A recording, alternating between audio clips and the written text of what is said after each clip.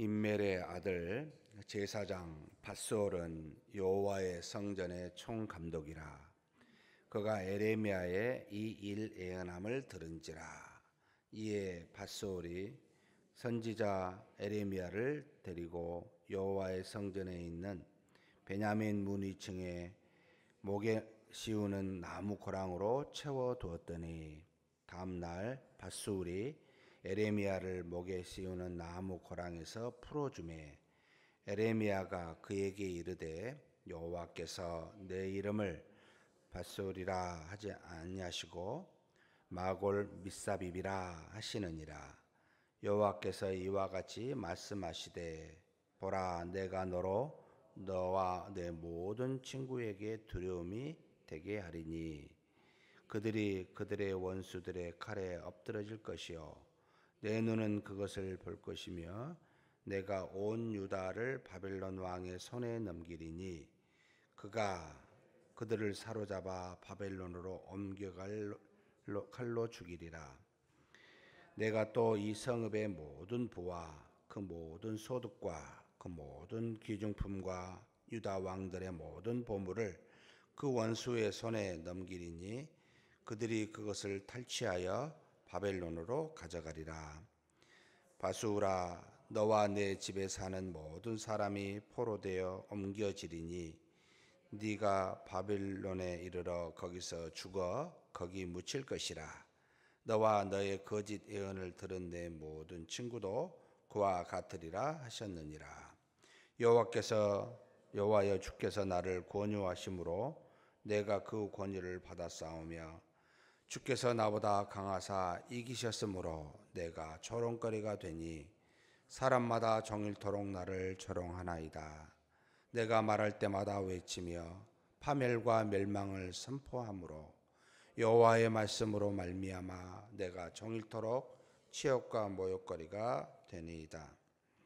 내가 다시는 여호와를 선포하지 아니하며 그의 이름을 말하지 아니하리라 하면 나의 마음이 불붙는 것 같아서 골수에 사무치니 답답하여 견딜 수 없나이다. 나는 무리의 비방과 사방이 두려워함을 들었나이다. 그들이 이르기를 고소하라, 우리도 고소하리라 하오며 내 친한 벗도 다 내가 실족하기를 기다리며 그가 혹시 유혹을 받게 되면 우리가 그를 이기어 우리 원수를 갚자 하나이다. 그러하오나 여호와는 두려운 용사 같으시며 나와 함께 하심으로 나를 박해하는 자들이 넘어지고 이기지 못할 것이오며 그들은 지혜롭게 행하지 못함으로 큰 치욕을 당하오리니 그 치욕은 길이 있지 못할 것이니이다. 의인을 시험 삼아 하사 그 폐부와 심정을 보시는 만군의 여호와여, 나의 사정을 주께 아뢰었사온즉 주께서 그들에게 보복하심을 나에게 보게 하옵소서. 여호와께 노래하라. 너희는 여호와를 찬양하라. 가난한 자의 생명을 행악자의 손에서 구원하셨음이니라. 내 생일이 저주를 받았더라면, 나의 어머니가 나를 낳던 날에 복이 없었다면, 나의 아버지에게 소식을 전하여 이르기를 당신이 득남하였다 하여 아버지를 즐겁게 하던 자가 저주를 받았다면, 그 사람은 여호와께서 무너뜨리시고 후회하지 아니하신 성읍같이 되었다면, 그가 아침에는 부르짖는 소리, 낮에는 떠드는 소리를 듣게 하였다면 좋을 뻔하였나니, 이는 그가 나를 태에서 죽이지 아니하셨으며 나의 어머니를 내 무덤이 되지 않게 하셨으며 그의 배가 부른 채로 항상 잊지 않게 하신 까닭이로다. 어찌하여 내가 태에서 나와서 고생과 슬픔을 보며 나의 날을 부끄러움으로 보내는고 하니라. 아멘. 20장은 에레미야에게 당한 어떤 사적인 고난과 그리고 그의 마음의 심정, 하나님 앞에서 선지자로서 일을 할 때 참 괴로운 심정에 대한 토로가 적혀 있습니다. 임멜의 아들 제사장 여기 바스훌이라는 사람이 나옵니다. 여호와의 성전의 총감독, 이게 정확하게 무엇인가? 아마도 대제사장이었으면 대제사장이라고 했을 텐데 총감독이라고 써서 대제사장은 제사를 하고 있는 정해진 이제 늘 바뀝니다만 제사를 맡는 그 해에 맡는 대제사장이고 기타 이제 성전의 모든 일들을 감독하는 사람을 총감독 이렇게 불렀던 것으로 보입니다. 그런데 이렇게 제사가 아닌 기타 여러 가지 성전에 관련된 일들 많은 어떤 이제 백성들이 하나님 앞에 드린 헌금들과 그다음에 여러 가지 제사에 여러 가지 쓰여진 것들을 관리하고 그런 레위인들을 전체를 이렇게 관리 감독했던 사람이 바로 여기 바스훌이라는 사람이었던 모양입니다. 근데 이 바스훌이 에레미야의 예언한 이야기를 듣게 됩니다. 아마도 에레미야 19장 15절의 말씀이 아마 이 귀에 가장 거슬렸지 않았을까라고 생각이 됩니다. 하나님께서 이 에레미야에게 임하여 그에게 준 말씀이 전체적으로 이 19장 15절의 말씀이기 때문입니다. 하나님께서 이 성읍에 대하여 선언한 이 모든 재앙을 이 성읍과 그 모든 촌락에 내리리라 라고 하는, 결국 예루살렘과 유다 땅 전체가 하나님의 심판으로 파멸과 멸망될 것에 대한 이 예언을 이 예레미야가 계속 하게 되니까 이게 그 귀에 거슬린 겁니다. 왜 거슬리냐면 총감독으로서 여러 가지 성전의 수입 지출을 감독하는 사람인데 그렇게 이스라엘 백성에게 말하면 수입이 늘겠습니까? 늘 백성들에게 평안하다, 평안하다, 하나님이 우리에게 복을 주신다. 그러니 더욱더 하나님께 바쳐라. 그리하면 하나님이 더 큰 평안과 복을 줄 것이다 라고 전혀 하나님의 그 뜻에 반한 그들의 잘못을 돌이켜 회개하도록 이끄는 하나님의 말씀이 아니라 오직 성전에 관련된 자신의 지위와 걸맞는, 그래서 성전의 일들에 관련된 부분들로 그런 일에 더 사로잡혀 하나님의 뜻과는 상관없이 그런 일에 있는 이 바스훌이었기 때문에 에레미야의 예언은 귀에 거슬리고 굉장히 오히려 방해되고 장애가 되는 거죠. 그래서 그의 권력을 가지고 이 에레미야를 붙잡게 됩니다. 그리고 그를 잡아다가 성전에, 도대체 이게 어디 있는지 모르겠습니다, 베냐민 문이라고 하는 그 2층에다가 목을 매는 나무 고랑이 있는데 목을 씌우는 이 고랑으로 그를 채워서 감금하게 됩니다. 못하게 한 것이죠. 무서움을 주는 거죠. 위협한 거죠. 너 잘못하면 다음번엔 죽인다. 말 조심해라. 이런 어떤 경고죠. 그리고 난 다음 날 바스훌이 에레미야를 풀어주게 됩니다. 에레미야가 그대로 하나님의 말씀을 전하게 됩니다. 내 이름을 3절이죠. 바스훌이라 이상 하지 말고 하나님께서 내 이름을 마골 미사빕이라 하시느니라. 바스훌은 평안하다, 평강이 있다라고 하는 의미가 있고요. 마골 미사빕은 너는 사방으로 두려움을 당하게 될 것이다. 너는 두려움의 근원이 될 것이다. 이런 의미가 이 마골 미사빕입니다. 하나님이 그의 이름을 바꿔서 그에게 내려줍니다. 에레미야를 통해서. 그러면서 그에게 이야기합니다. 하나님이 내게 말씀하셨는데 내가 너와 내 모든 친구에게 두려움이 되게 하리니. 4절입니다. 그들이 그들의 원수들의 칼에 엎드러질 것이요 내 눈은 그것을 볼 것이며, 유다가 예루살렘이 멸망당한 것을 너는 내 눈으로 보게 될 것이고, 그것만이 아닙니다. 내가 온 유다를 바벨론 왕의 손에 넘기리니 그가 그들을 사로잡아 바벨론으로 옮겨 칼로 죽이리라. 너는 모든 유다 백성들이 바벨론의 포로가 되어 가게 된 것을 보게 되고 그 칼로 죽인 걸 보게 될 것이다. 그리고 또 너는 그 예루살렘 성에 있는 모든 귀한 것들을 전부 다 보물들을 탈취당하는 것을 보게 될 것이다. 그러면서 6절에 밧솔 너 자신도 너와 내 집에 사는 모든 사람도 포로로 옮겨지게 되고 너는 바벨론에서 거기서 죽어서 묻히게 될 것이다 라고 하나님께서 분명하게 그렇게 예언하십니다. 사실 저는 이 말씀을 쭉 이렇게 읽으면서 저한테도 사실 굉장히 밀접하게 관련이 되어 있습니다. 내가 하나님의 뜻에 합당한 말씀을 성도님들께 전하고 있는가? 아니면 내 지위에, 목회자라는 이 지위에 안정적이고 편안한 길로 갈도록 하기 위해서 나는 전하고 있는가? 내가 성도님들 귀에 듣기 좋은 소리, 성도님들 믿음을 가지십시오. 하나님이 복을 주실 겁니다. 얼마나 듣기 좋습니까? 틀린 이야기는 아닙니다. 그잖아요. 믿음대로 살면 하나님의 은혜와 복이 넘치게 될 것입니다 라고 은혜와 복을 말하면 너무 좋죠. 그잖아요. 하나님 우리에게 복 주시는 분 맞잖아요. 그런데 우리의 잘못에 대해서 덮어버리는 겁니다. 이제 여러분, 사랑하는 성도 여러분, 이렇게 하시면 안 됩니다. 이렇게 하면은 우리의 죄고 하나님 앞에 범죄한 겁니다.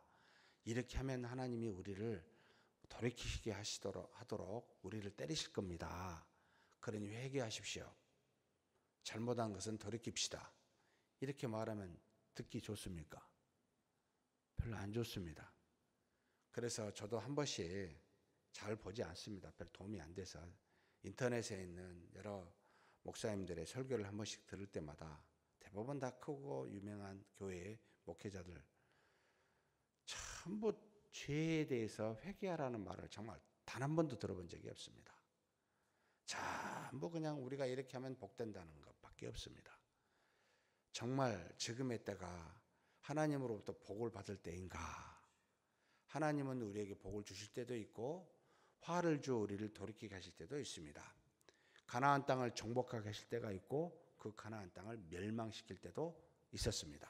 우리는 역사를 통해 얼마든지 보았고 또 우리의 교회를 통해 얼마든지 보았고 우리 자신의 삶을 통해서도 얼마든지 사실은 알고 있습니다. 그러면 지금 우리는 하나님으로부터 정복할 복을 받을 때인가 아니면 매를 맞아야 될 때인가 라고 기도하며 고민해 보지 않을 수가 없습니다. 저한테도 심각하게 고민해 보는 겁니다. 과연 우리는 하나님 앞에 바로 걸어가고 있는가? 아니면 교회라고 하는 하나님의 뜻과 상관없이 교회라고 하는 이 서문교회라고 하는 이 교회 안에 편안함과 별일 없이 그냥 잘 갈 수 있도록 하는 것에 집중되어 있는가? 이것이 저한테 늘 묻는 질문입니다. 너는 에레미야와 같이 하나님의 말씀을 있는 대로 전하냐? 그러면 사람이 뒤에 보면은 뭐라고 말하냐면요. 주변에 있는 사람들이 뭐라고 말합니까? 파멸과 하도 이제 여러 가지 하나님에 대해서 심판을 이야기하니까 주변 사람들이 뭐라고요? 파멸과 멸망을 선포하니까 종일 내가 많은 사람들의 치욕거리가 되고 조롱거리가 된다고 고백합니다. 그러면서 나는 다시는 여호와를 선포하지 않겠다. 내가 여호와의 이름으로 다시는 말하지 않겠다. 그러는데 그럴 수가 없었습니다. 왜요? 하나님께서 그 마음에 불붙는 것 같이 해서 그가 견딜 수가 없게끔 하나님 만드시사 에레미야로 하여금 말을 전하게 합니다. 그러니까 주변의 사람들이 뭐라고 말하냐면 야 우리를 고소해라 나도 너희를 고소하겠다 이런 말을 에레미야에게 합니다. 에레미야의 친한 친구도 에레미야가 실족하여 넘어질 것을 기다리고 있습니다. 유혹을 받아 넘어지면 우리가 가서 이기리라 라고 거리를 찾는 겁니다. 마치 이리가 먹을 사냥거리를 찾듯이 하나님의 선지자 에레미야가 넘어질 것을 찾고 있습니다. 사랑하는 성도 여러분, 주의 종이 사실 제가 이 말씀을 보면서 많은 생각을 하게 합니다. 과연 나는 바르게 전하고 있는가? 내가 성도님들한테 이 말을 할 때 성도님들이 좋아할까 싫어할까? 너는 그걸 고려해서 말하느냐? 그렇지 아니하냐? 내가 성도님들의 귀에 듣기 좋은 설을 하게 되면 아니 되지 않느냐? 바른 말을 해야 되지 않느냐? 그러면 그렇게 말할 때 뭐가 오겠습니까? 네, 목사님 말씀 참 너무 타당합니다. 돌이켜서 회개하여 하나님의 뜻대로 하겠습니다라는 말을 들을까요? 아니면 조롱하고 비방하고 그리고 넘어질 거리를 찾아 기다리고 있는 걸까요? 어떻게 보이십니까? 아니, 여기 계신 성도님들은 어떤 자세를 갖고 계십니까? 제가 하나님의 말씀을 들었을 때 동일하게 그것을 어떤 자세로 받아야 됩니까? 우리 모두에게 해당되는 말씀입니다. 이게 단지 이스라엘 백성의 마지막 때에 멸망시킬 것을 알려주는 과거에 일어난 단지 한낱 과거의 말씀이 아니라 지금도 동일하게 우리에게 해당되는 말씀입니다. 사랑하는 성도 여러분, 그때나 지금이나 동일한 하나님이신 줄 믿으십니까? 하나님께서 뭐라고 하십니까? 한번 읽어보십시다. 11절에서 13절 말씀입니다. 그러하오나 여호와는 두려운 용사 같으시며 나와 함께 하심으로 나를 박해하는 자들이 넘어지고 이기지 못할 것이오며 그들은 지혜롭게 행하지 못함으로 큰 치욕을 당하오리니 그 치욕은 길이 있지 못할 것이니이다. 에레미야가 뭐라고 그러냐면 용사이십니다. 하나님은 누구도 못 이기죠. 그 하나님이 나와 함께 하실 거라고. 그리고 뭐라고요? 그들은 지혜롭게 행하지 못함으로 반드시 큰 치욕을 당하고 그 치욕은 길이 있지 못할 것이라고 말합니다. 12절 같이 읽겠습니다. 의인을 시험하사 그 폐부와 심장을 보시는 만군의 여호와여, 나의 사정을 주께 아뢰었사온즉 주께서 그들에게 보복하심을 나에게 보게 하옵소서. 주님이 그들에게 보복하심을, 여러분, 우리가 보복하고 미워하고 때려야 돼서는 절대 안 됩니다. 하나님이 알아서 하십니다. 하나님 알아서 하십시오. 나는 하나님께 다 아뢰었습니다. 보복은 원수 갚는 건 하나님께 있습니다. 하나님이 알아서 하실 겁니다. 그냥 기도할 뿐이죠. 그러면서 13절입니다. 같이 읽겠습니다. 여호와께 노래하라. 너희는 여호와를 찬양하라. 가난한 자의 생명을 행악자의 손에서 구원하셨음이니라. 하나님은 결국 여러분 우리를 구원하십니다. 가난한 자의 생명을 행악자의 손에서 반드시 구원하신 분이십니다. 그래서 에레미야는 미리 노래와 찬송을 하나님께 올리자고 그렇게 지금 요청하고 있습니다. 사랑하는 성도 여러분, 하나님을 두려워하십시다. 절대 사람의 일 가지고 울 필요도 없고 두려워할 필요도 없고 사실 웃을 필요도 없습니다. 하나님이 알아서 하시기 때문에. 그래서 우리는 환경을 보고 사람을 보고 믿음 신앙생활 하는 것이 아니라 하나님을 보고 신앙생활을 합니다. 에레미야가 오죽했으면 내가 태에서 죽었으면 더 좋았을 거다. 내가 정말 어머니가 나의 무덤이었었으면 좋을 것이다. 내가 태어났음을 말하는 것이 저주를 받은 사람이었었으면 더 좋았을 것이다. 오죽했으면 그랬겠습니까? 그러나 마지막 절에 뭐라고 말하면 어찌하여 내가 태에서 나와서 고생과 슬픔을 보며 나의 날을 부끄러움으로 보내는 거 아니라 하나님의 말을 전할 때 고난이 오는 것에 대한 이 아픔을, 그리고 사실 그거보다요 더 큰 아픔은 뭐냐면 하나님이 이스라엘 백성에게 화를 내리사 심판하시겠다는 게 너무나 아픈 겁니다. 다른 사람은 몰라도 하나님 앞에 말씀을 받고 기도하는 이 에레미야에게는 하나님이 다 알게 해주신 것이죠.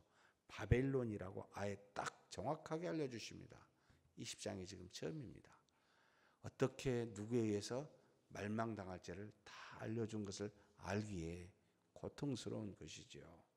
사랑하는 성도 여러분, 우리가 에레미야 같은 사람이 좀 되십시다. 하나님으로부터 다 듣고 그 길이 고통스러울지라도 하나님의 뜻을 있는 대로 전하고 그것이 우리에게 비난과 조롱거리가 될지라도, 그리고 하나님께 다 원수 갚는 건 맡기고 하나님께 기도하는 그런 에레미야 선지자와 같은 저와 여러분이 되시길 주의 이름으로 축복합니다. 하나님 아버지 감사합니다. 우리를 평안하다 평강하다 세상의 이득을 자신의 직분에 따라 그 직을 유지하기 위하여 그렇게 거짓으로 말하는 사람이 되지 아니하고, 비록 세상 사람으로부터 조롱거리와 비판거리가 되고 우리를 삽길듯이 죽이려고 기다리는 자 같은 그와 같은 참으로 연약한 우리 모습일지라도 하나님의 뜻이라면 멸망과 파멸을 말할 수 있게 도와주시고, 하나님의 뜻이라면 모든 고난을 맞이할 수 있는 우리가 되게 하여 주옵소서. 비록 그 모든 일들을 하나님으로부터 들어 아는 자가 되었을지라도, 하나님 앞에 그것으로 심한 고난과 고통이 있다 할지라도 하나님, 우리가 에레미야 선지자와 같이 하나님의 뜻을 그대로 받고 있는 대로 정하며 그 고난을 그대로 맞이하고 원수 갚는 것을 하나님께 맡기는 그렇게 믿음으로 사는 우리가 되게 하여 주옵소서. 하나님 아버지, 우리 교회가 하나님의 말씀이 무엇이든지 간에 그것을 있는 대로 받을 수 있는 교회 되게 하여 주시고, 정말로 이 말씀에 순종하여 하나님께 영광 돌릴 수 있는 그런 교회로 삼아 주시옵소서. 우리 주님 예수님의 이름으로 기도하옵나이다. 아멘.